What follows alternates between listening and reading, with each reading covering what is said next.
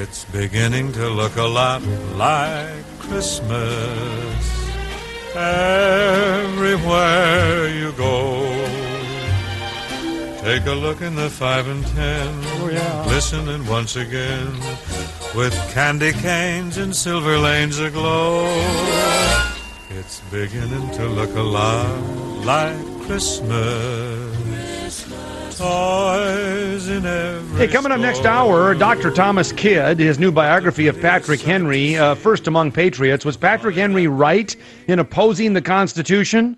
One of the anti-federalists, unlike George Mason, Edmund Randolph, Patrick Henry actually opposed the ratification of the Constitution, saying it gave the federal government too much power. This great patriot may have been prescient. We'll talk to his biographer next hour on the program, but right now, let's go to Princeton.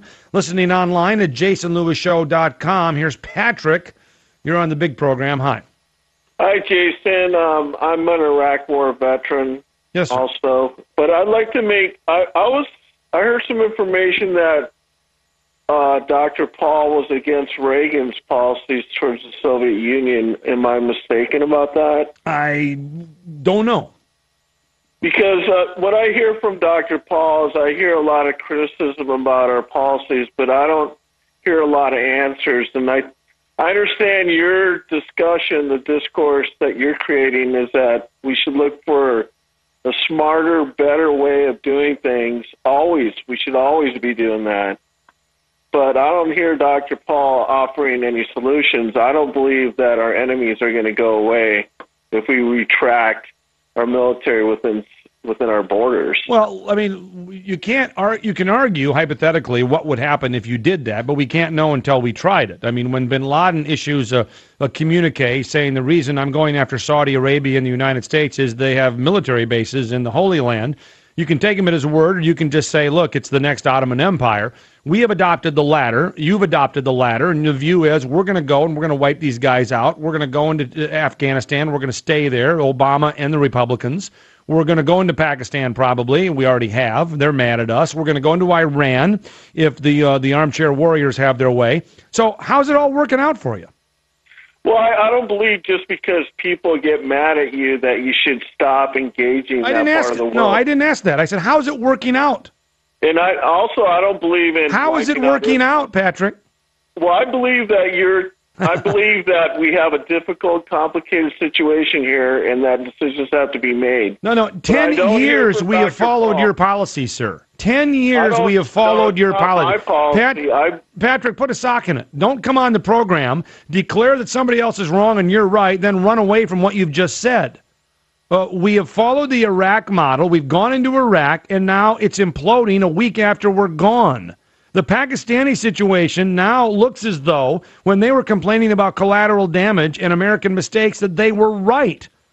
Can you possibly admit that this wonderful federal government of ours could possibly get it wrong in the arena of foreign policy, or do they only get it wrong when it comes to food stamps?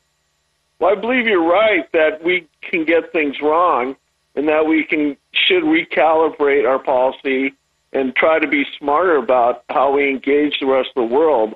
But I don't hear Dr. Paul offering any other solutions. Well, he's offering the solution of getting out of these territories, and he thinks, rightly or wrongly, that if they say they're bombing us because we are there and we get out, that they may not bomb us. Now, you can call that naive. You can disagree with that. I'm not. This is not an endorsement for Ron Paul. What it is a very much a commentary on a very disconcerting situation when. Think about here's what's driving me nuts about this, Patrick, to be perfectly honest with you, and that is Newt Gingrich thinks Freddie and Fannie are a pretty good thing. And yet a lot of Republicans say, well, I'm going to look past that. That's okay. Mitt Romney was the architect of a health care mandate. Well, that's okay. We can still support Mitt. You can go right down the list. Mike Huckabee was a tax and spender in Arkansas. He had one of the worst records, but yet Iowans endorsed him and Republicans were told, John McCain, rally around the flag. Why is it on one issue and one issue alone that Republicans can't seem to forgive Ron Paul when they forgive all the other transgressions by all the other political candidates? Okay, first of all, I don't believe Iraq, just because they had a bad day in Iraq, that it's imploding. Iraq's going to have its rough spots, just like our nation did in its early stages of our nation. Well, the United States, the American-backed arrangement, which yokes the Sunnis, the Shias, and the Kurds into this partnership, I'm here to tell you that's not going to hold. And if you want to place a bet, we can do a $10,000 job like Mitt Romney would have us do. Well, I don't have that kind of money to bet anyways. But I think Dr. Paul, he just, in my opinion, I don't believe he just doesn't offer any solutions. And it sounds kind of wacky. His solution. Well, that's a fine. You have the right to your opinion, and I don't begrudge you for holding those views and voting for somebody else. But I am very concerned about the Republican Party intolerance over another view on foreign policy. That's what I'm trying to get across. Yeah, I understand what you're saying, and I also believe that we have to be smarter about how we engage the rest of the world. Patrick, thanks for checking in tonight. Let us try Sean. He is in St. Paul, Minnesota on AM 1130. Hello, Sean. How are you? Hi, Jason. Just want to say that I was a state delegate to the Republican Party here in Minnesota in '96 under Bob Dole. It was a bad experience, but I drifted away from the Republican Party, and Ron Paul is actually bringing me back, even though I'm an independent. I'm voting for him either way. But I realized today two things. The only things that I can do for him are, one, send him money and get bumper stickers, and two, go try to become a delegate here in Minnesota and help him by getting to the state convention and maybe the national convention. That's all I can do, and I got to tell you, I feel good about it. Well, do you think he has a chance? I absolutely do. He's drawing in Democrats. He's already getting more. Drawing in Democrats is not going to help him in the Republican primary. Well, there are a few crossover primaries, I guess, but by and large is not going to help him. Would you know who Thaddeus Stevens was? The name does sound familiar. Heard of him? Oh, yes.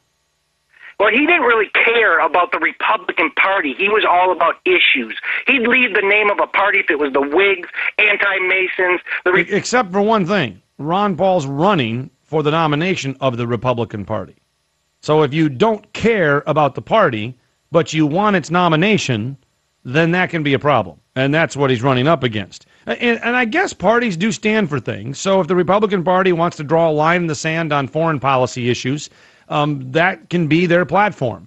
But what they're doing is they're putting out, no help wanted or need not apply if you hold a different view there. And they don't do that with any other issue.